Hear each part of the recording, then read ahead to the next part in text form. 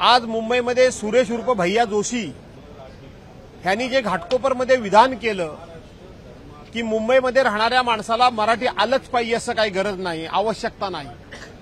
घाटकोपरची भाषा ही मराठी भाषा नाही, ती आमची गुजराती भाषा आहे. गिरगावचा त्यांनी उल्लेख केला, ही सगळी क्लिप मी ऐकली. याच्या पाठीमागं एक अतिशय कुटील असा डाव आहे. भविष्यातली येणारी महानगरपालिकेची निवडणूक, ही निवडणूक वेगवेगळ्या जातीमध्ये अशा पद्धतीनं विभाजन व्हावं, विभागणी व्हावी आणि आपल्याला ती जिंकता यावी, हा त्याच्या पाठीमागचा डाव आहे. आत्ताच आम्ही आदरणीय उद्धवसाहेब ठाकरे यांच्या नेतृत्वाखाली हुतात्मा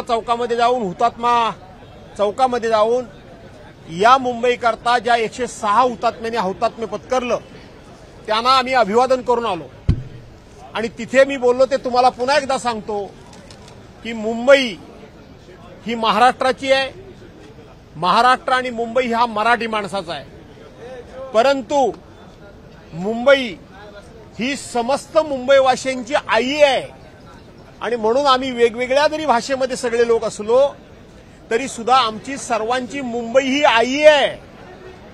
आणि म्हणून सत्तेकरता या आईपासून वेगवेगळ्या जातीचे, वेगवेगळ्या भाषेच्या लोकांना बाजूला करणं आणि ह्यांना मुंबई महानगरपालिकेची सत्ता हस्तगत करून मुंबई महाराष्ट्रापासून तोडायची आहे.